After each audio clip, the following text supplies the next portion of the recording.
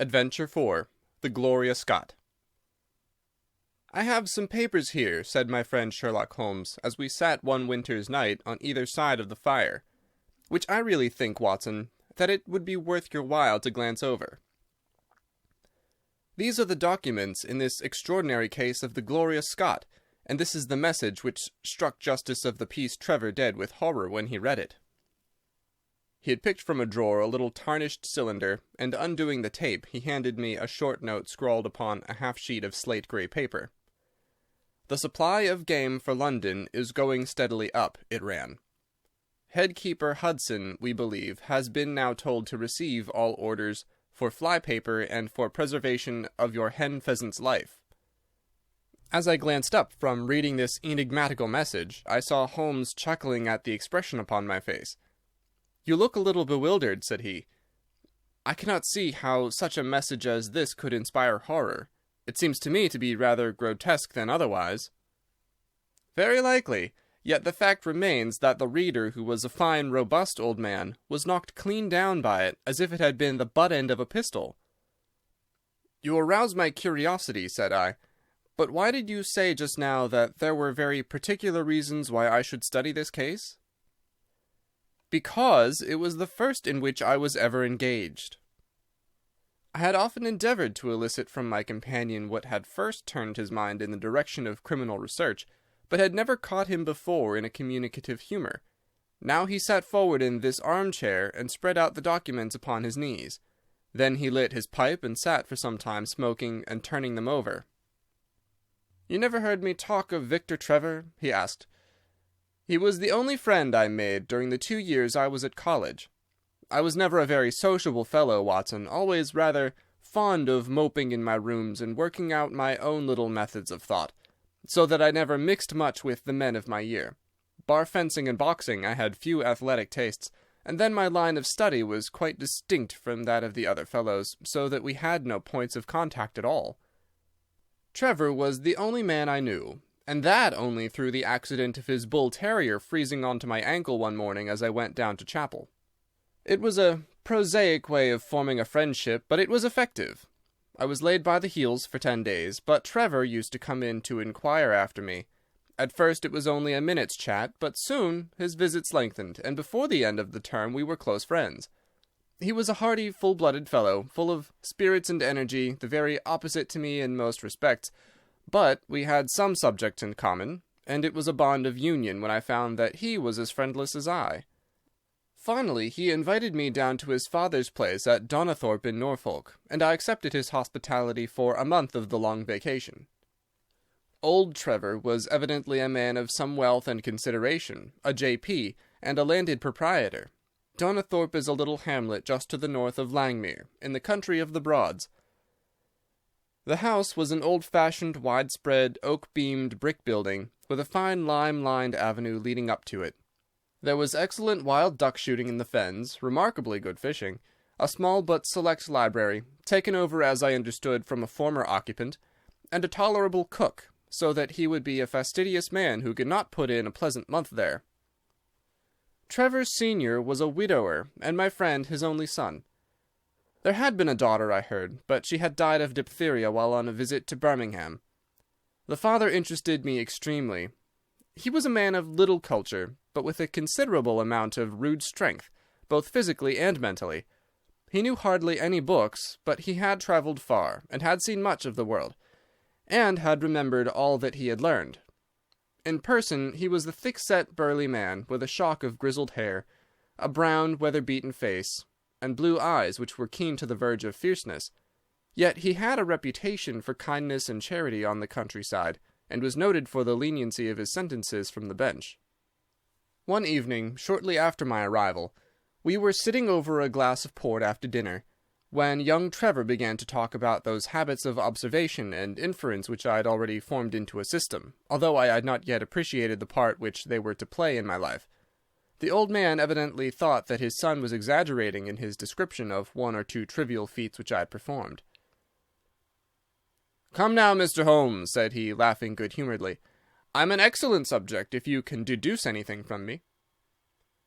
"I fear there is not very much," I answered. I might suggest that you have gone about in fear of some personal attack within the last 12 months.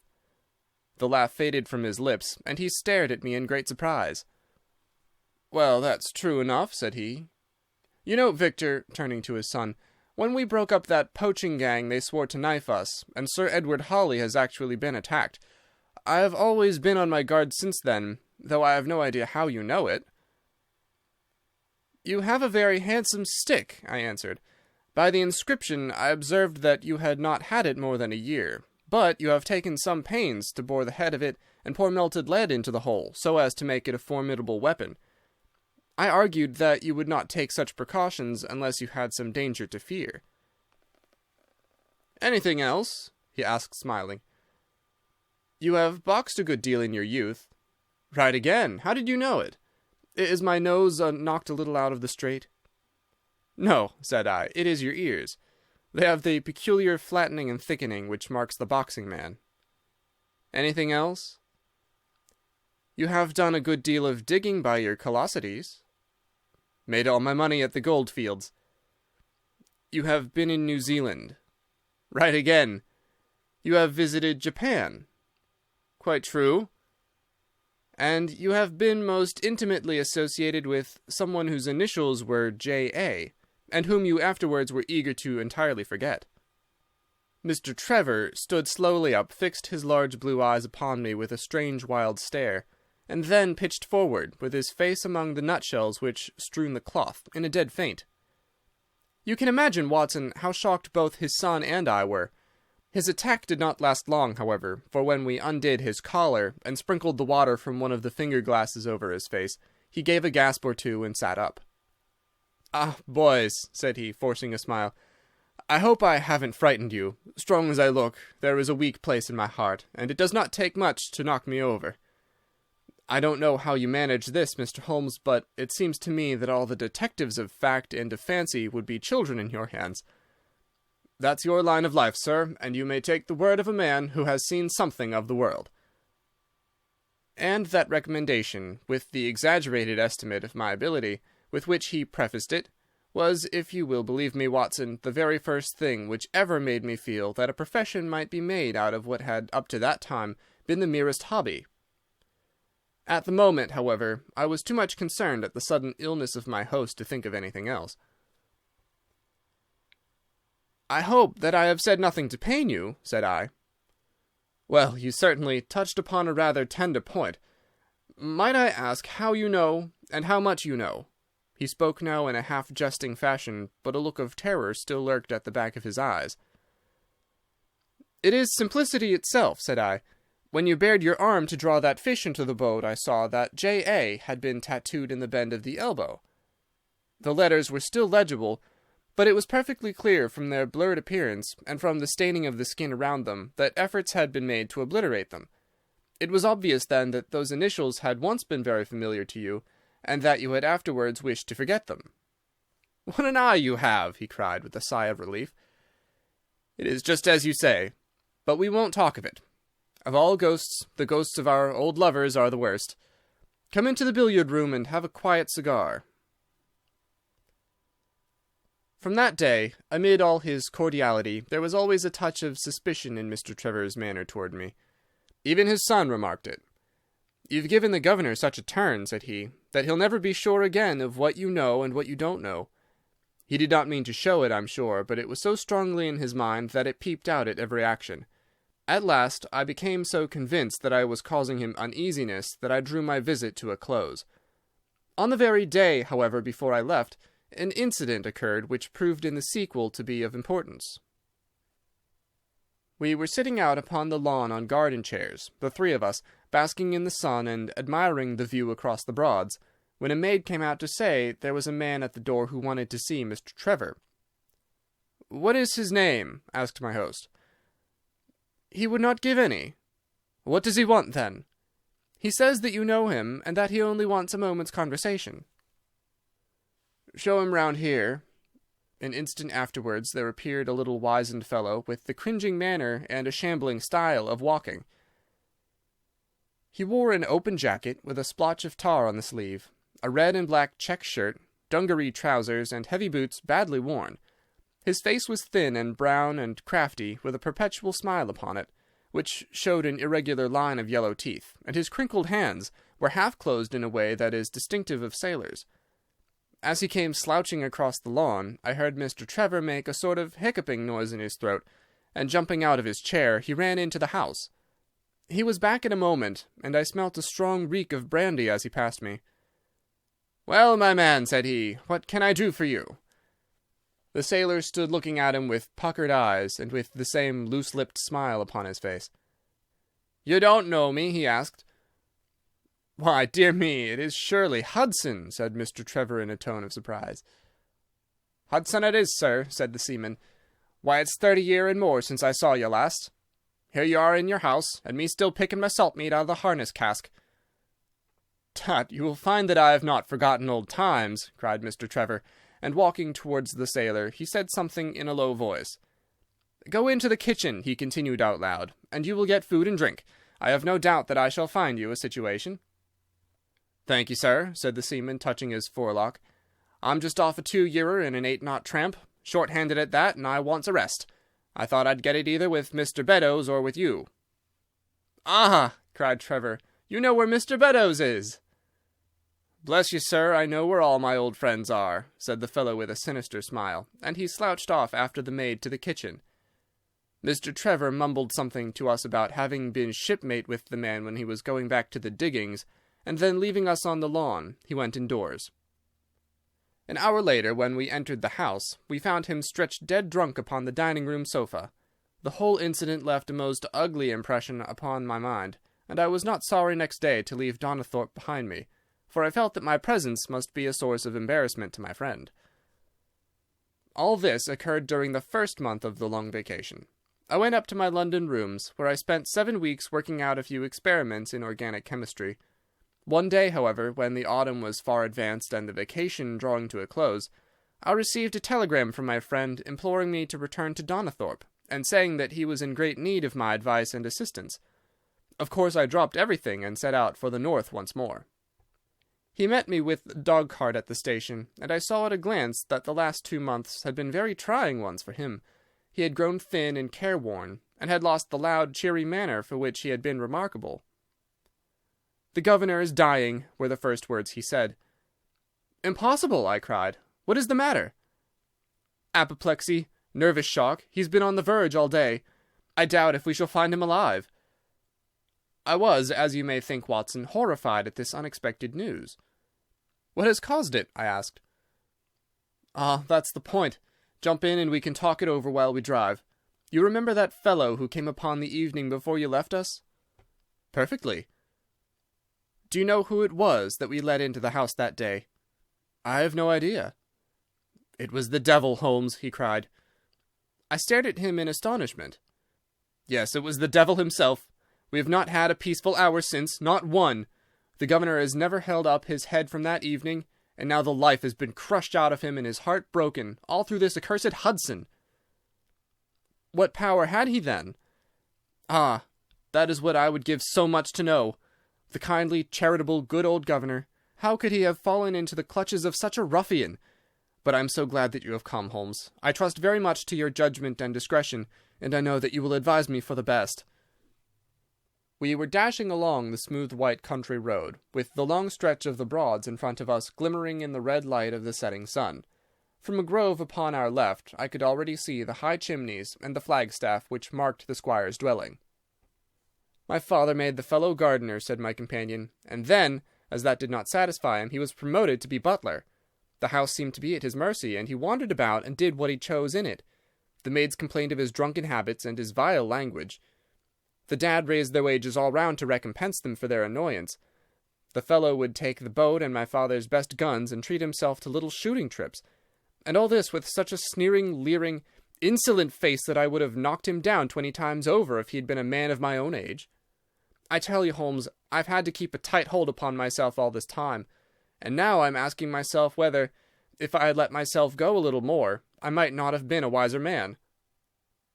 Well, matters went from bad to worse with us, and this animal Hudson became more and more intrusive, until at last, on making some insolent reply to my father in my presence one day, I took him by the shoulders and turned him out of the room.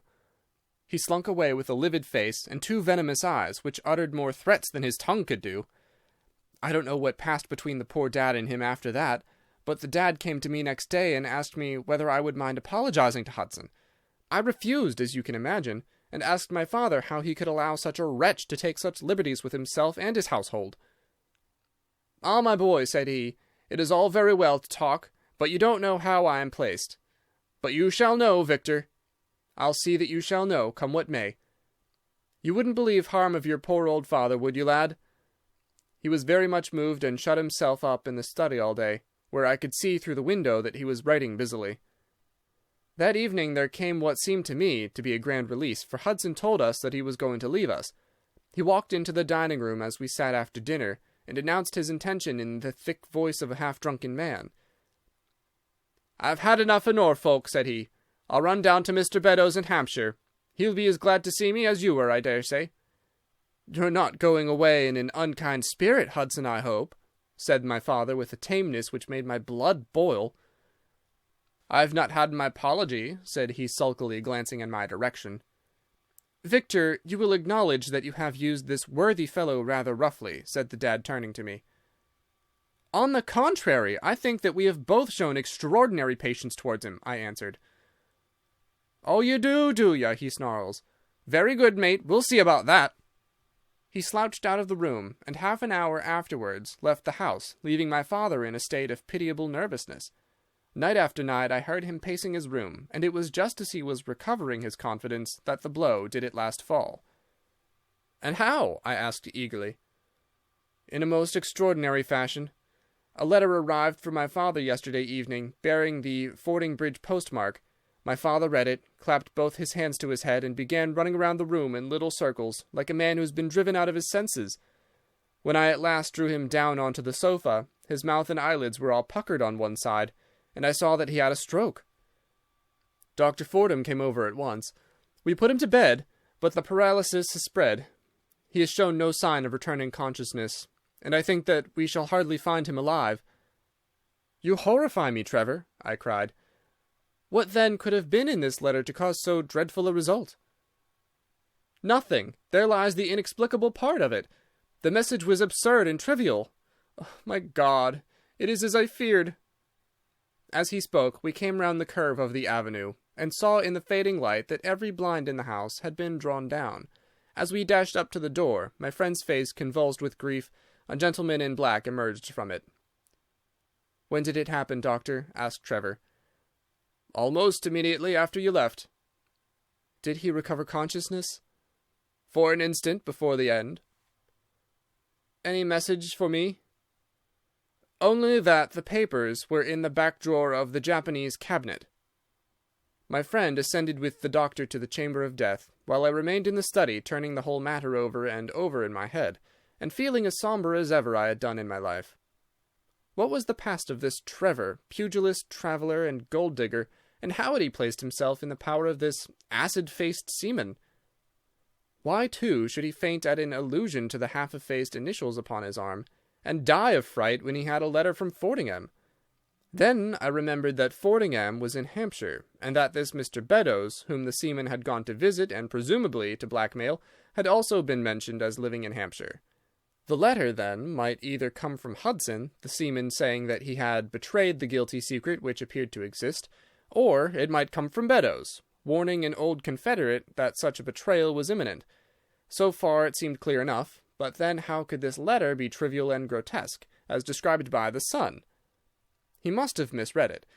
If so, it must have been one of those ingenious secret codes, which mean one thing while they seem to mean another. I must see this letter. If there were a hidden meaning in it, I was confident that I could pluck it forth. For an hour I sat pondering it over in the gloom, until at last a weeping maid brought in a lamp, and close at her heels came my friend Trevor, pale but composed, with these very papers which lie upon my knee, held in his grasp. He sat down opposite to me, drew the lamp to the edge of the table, and handed me a short note scribbled, as you see, upon a single sheet of grey paper.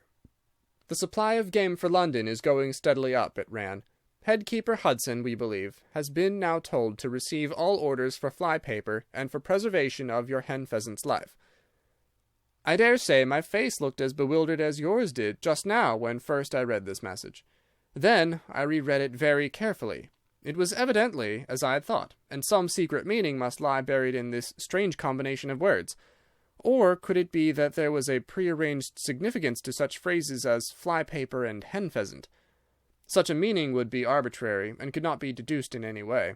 And yet I was loath to believe that this was the case, and the presence of the word Hudson seemed to show that the subject of the message was as I had guessed, and that it was from Beddoes rather than the sailor. I tried it backwards, but the combination life-pheasants-hen was not encouraging. Then I tried alternate words, but neither "the of four" nor "supply game London" promised to throw any light upon it. And then, in an instant, the key of the riddle was in my hands, and I saw that every third word, beginning with the first, would give a message which might well drive old Trevor to despair. It was short and terse, the warning, as I now read it to my companion. "The game is up. Hudson has told all. Fly for your life." Victor Trevor sank his face into his shaking hands. "It must be that, I suppose," said he. "This is worse than death, for it means disgrace as well. But what is the meaning of these head-keepers and hen-pheasants?" "It means nothing to the message, but it might mean a good deal to us if we had no other means of discovering the sender. You see that he has begun by writing 'the game is,' and so on. Afterwards he had, to fulfill the prearranged cipher, to fill in any 2 words in each space. He would naturally use the first words which came to his mind, and if there were so many which referred to sport among them, you may be tolerably sure that he is either an ardent shot or interested in breeding. Do you know anything of this Beddoes?" "Why, now that you mention it," said he, "I remember that my poor father used to have an invitation from him to shoot over his preserves every autumn." "Then it is undoubtedly from him that the note comes," said I. "It only remains for us to find out what this secret was which the sailor Hudson seems to have held over the heads of these 2 wealthy and respected men."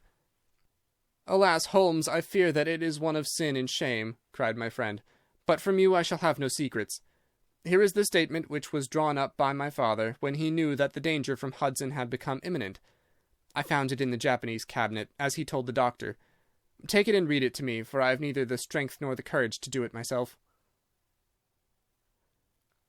"These are the very papers, Watson, which he handed to me, and I will read them to you, as I read them in the old study that night to him. They are endorsed outside, as you see. Some particulars of the voyage of the bark Gloria Scott, from her leaving Falmouth on the 8th October, 1855, to her destruction in north latitude 15 degrees 20 minutes, west longitude 25 degrees 14 minutes, on November 6th. It is in the form of a letter, and runs in this way.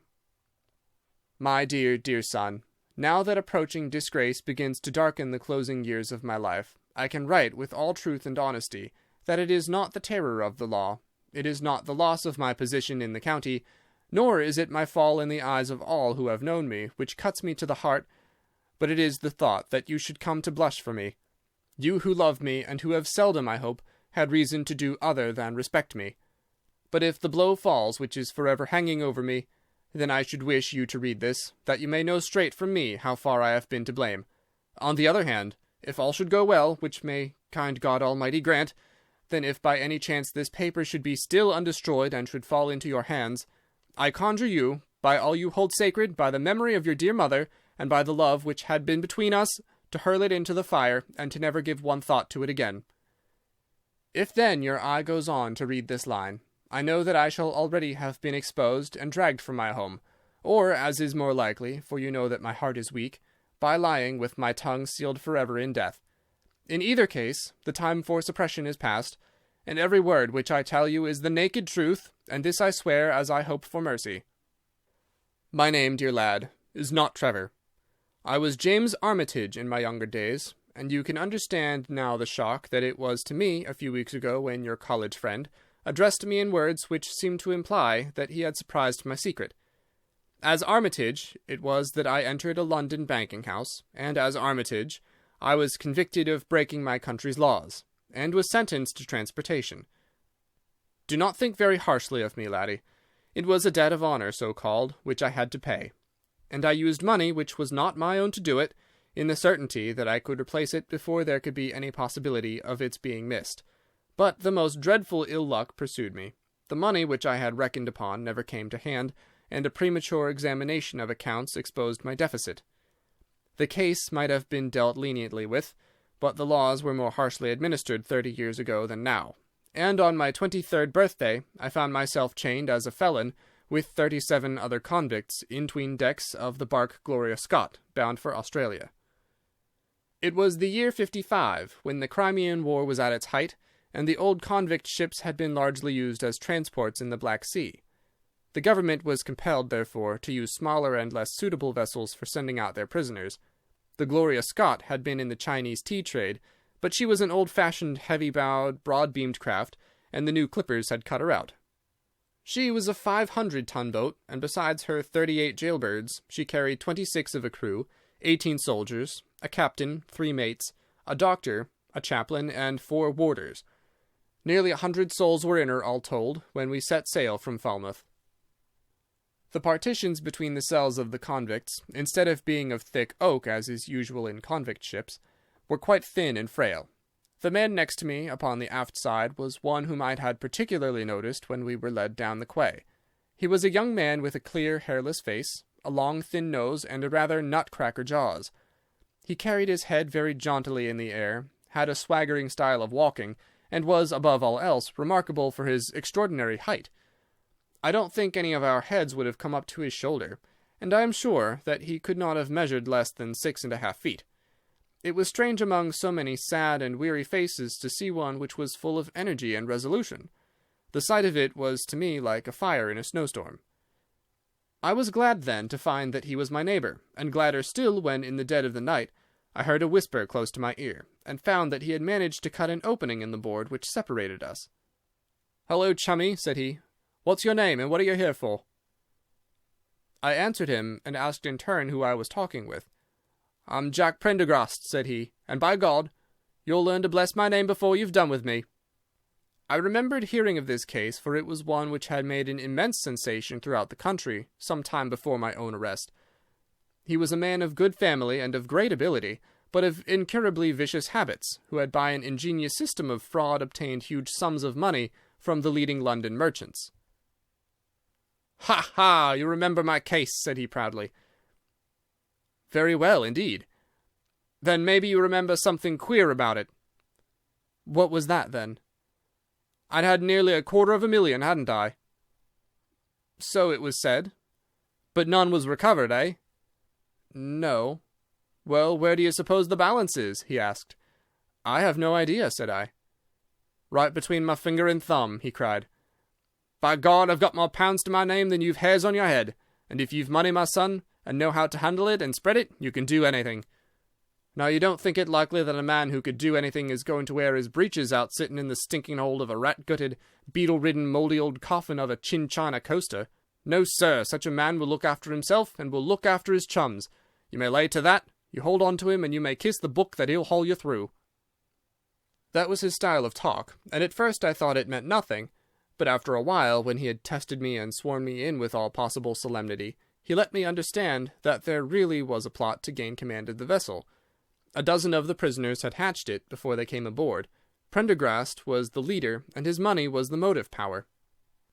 "I'd a partner," said he, "a rare good man, as true as a stock to a barrel. He's got the dibs, he has, and where do you think he is at this moment? Why, he's the chaplain of the ship, the chaplain, no less. He came aboard with a black coat and his papers right, and money enough in his box to buy the thing right up from his keel to main truck. The cruiser is, body and soul. He could buy him at so much a gross with a cash discount, and he did it before ever they signed on. He's got 2 of the warders and Mirror, the second mate, and he'd get the captain himself if he thought him worth it." "What are we to do, then?" I asked.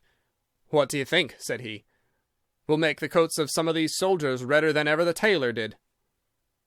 "But they're armed," said I. "And so shall we be, my boy. There's a brace of pistols for every mother's son of us, and if we can't carry this ship with the crew at our back, it's time we were all sent to a young Mrs. boarding school. You speak to your mate upon the left tonight, and see if he is to be trusted." I did so, and found my other neighbour to be a young fellow in much the same position as myself, whose crime had been forgery. His name was Evans, but he afterwards changed it, like myself, and he is now a rich and prosperous man in the south of England.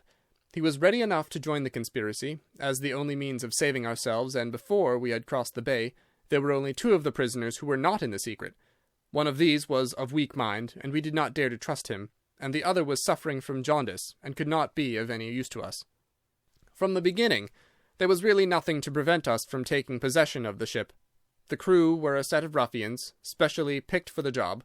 The sham chaplain came into our cells to exhort us, carrying a black bag, supposed to be full of tracts, and so often did he come that by the 3rd day we had each stowed away at the foot of our beds a file, a brace of pistols, a pound of powder, and 20 slugs.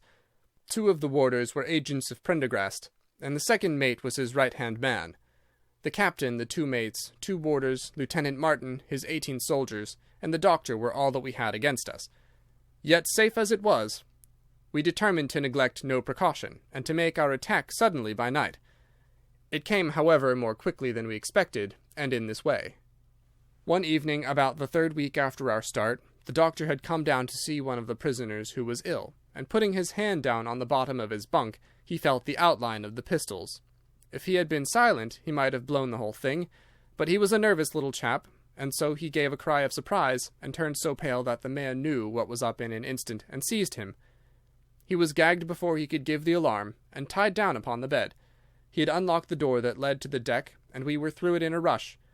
The 2 sentries were shot down, and so was a corporal who came running to see what was the matter. There were 2 more soldiers at the door of the stateroom, and their muskets seemed not to be loaded, for they never fired upon us, and they were shot while trying to fix their bayonets. Then we rushed out into the captain's cabin, but as we pushed open the door there was an explosion from within, and there he lay with his brains smeared over the chart of the Atlantic, which was pinned upon the table, while the chaplain stood with a smoking pistol in his hand at his elbow. The 2 mates had both been seized by the crew, and the whole business seemed to be settled. The stateroom was next the cabin, and we flocked in there and flopped down on the settees, all speaking together, for we were just mad with the feeling that we were free once more. There were lockers all round, and Wilson, the sham chaplain, knocked one of them in, and pulled out a dozen of brown sherry. We cracked off the necks of the bottles, poured the stuff out into tumblers, and we were just tossing them off, when in an instant without warning there came the roar of muskets in our ears, and the saloon was so full of smoke that we could not see across the table. When it cleared again, the place was a shambles. Wilson and 8 others were wriggling on the top of each other on the floor, and the blood and the brown sherry on that table turn me sick now when I think of it. We were so cowed by the sight that I think we should have given the job up if it had not been for Prendergast. He bellowed like a bull and rushed for the door, with all that were left alive at his heels. Out we ran, and there on the poop were the lieutenant and the 10 of his men. The swing skylights above the saloon table had been a bit open, and they had fired on us through the slit. We got on them before they could load, and they stood to it like men, but we had the upper hand of them, and in 5 minutes it was all over. My God, was there ever a slaughterhouse like that ship? Prendergast was like a raging devil, and he picked the soldiers up as if they had been children and threw them overboard, alive or dead. There was one sergeant that was horribly wounded, and yet kept on swimming for a surprising time, until someone in mercy blew out his brains. When the fighting was over, there was no one left of our enemies except just the warders, the mates, and the doctor. It was over them that the great quarrel arose. There were many of us who were glad enough to win back our freedom, and yet who had no wish to have murder on our souls.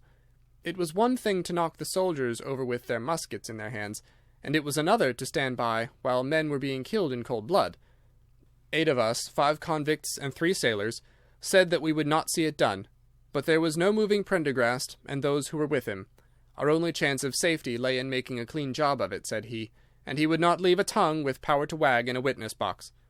It nearly came to our sharing the fate of the prisoners, but at last he said that if we wished we might take a boat and go.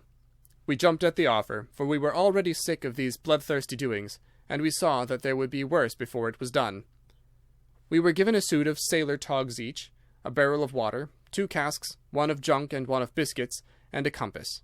Prendergast threw us over a chart, told us that we were shipwrecked mariners whose ship had foundered in latitude 15 degrees and longitude 25 degrees west, and then cut the painter and let us go. And now I come to the most surprising part of my story, my dear son.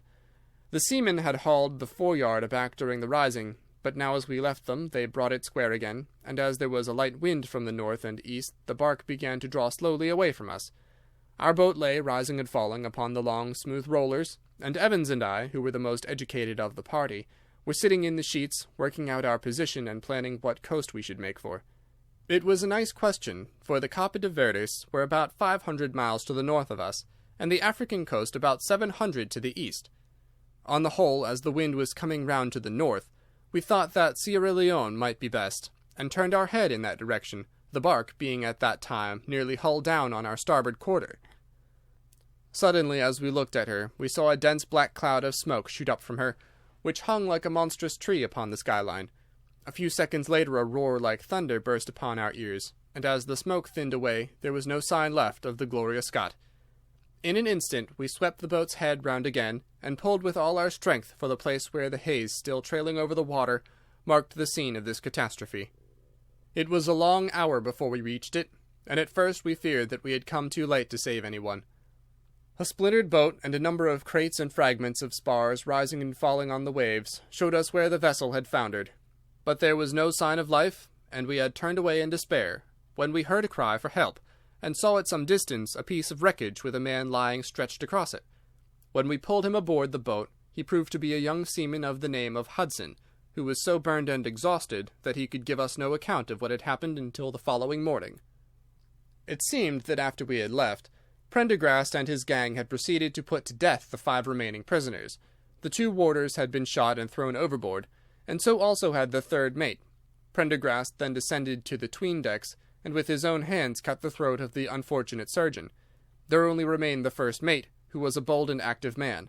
When he saw the convict approaching him with the bloody knife in his hand, he kicked off his bonds, which he had somehow contrived to loosen, and rushing down the deck he plunged into the afterhold. A dozen convicts, who descended with their pistols in search of him, found him with a matchbox in his hand seated beside an open powder barrel, which was one of 100 carried on board, and swearing that he would blow all hands up if he were in any way molested. An instant later the explosion occurred, though Hudson thought it was caused by the misdirected bullet of one of the convicts rather than the mate's match.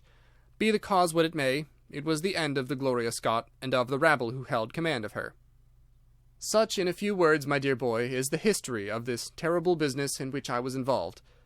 Next day we were picked up by the brig Hotspur, bound for Australia, whose captain found no difficulty in believing that we were the survivors of a passenger ship which had foundered. The transport ship Gloria Scott was set down by the Admiralty as being lost at sea, and no word has ever leaked out as to her true fate. After an excellent voyage, the Hotspur landed us at Sydney, where Evans and I changed our names and made our way to the diggings, where among the crowds who were gathered from all nations we had no difficulty in losing our former identities. The rest I need not relate. We prospered, we travelled, we came back as rich colonials to England, and we bought country estates. For more than 20 years we have led peaceful and useful lives, and we hoped that our past was forever buried. Imagine, then, my feelings when in the seaman who came to us I recognized instantly the man who had been picked off the wreck. He had tracked us down somehow, and had set himself to live upon our fears. You will understand now how it was that I strove to keep the peace with him, and you will in some measure sympathize with me in the fears which fill me, now that he has gone from me to his other victim with threats upon his tongue. Underneath is written in a hand so shaky as to be hardly legible, Beddoes writes in cipher to say H has told all. Sweet Lord, have mercy on our souls. That was the narrative which I read that night to young Trevor, and I think, Watson, that under the circumstances it was a dramatic one. The good fellow was heartbroken at it, and went out to the Terai tea planting, where I hear that he is doing well. As to the sailor and Beddoes, neither of them was ever heard of again after that day on which the letter of warning was written. They both disappeared utterly and completely. No complaint had been lodged with the police, so that Beddoes had mistaken a threat for a deed. Hudson had been seen lurking about, and it was believed by the police that he had done away with Beddoes and had fled. For myself, I believe that the truth was exactly the opposite. I think that it is most probable that Beddoes, pushed to desperation and believing himself to have been already betrayed, had revenged himself upon Hudson, and had fled from the country with as much money as he could lay his hands on.